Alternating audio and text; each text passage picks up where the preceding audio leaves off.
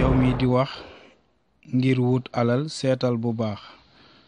ndax lii nga def duniya bu jeex bi jar na ko tey yaa ngi fii suba yaa ngi fee lii moo di lan asgor dangay weex baa nga ñuul ndax jar na ko tabban laka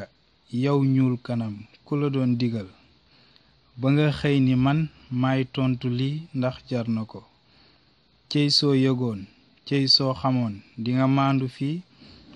sab jaal wu rëy fenkat bi yow ndax jar na ko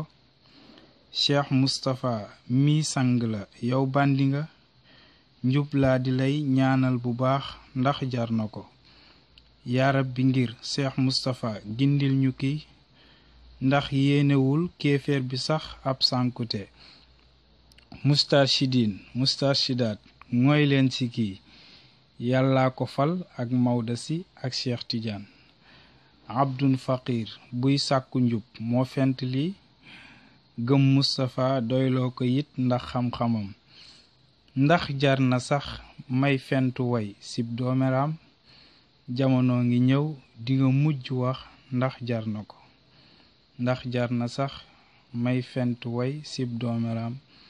jamono ngi ñëw danga mujj wax ndax jar na ko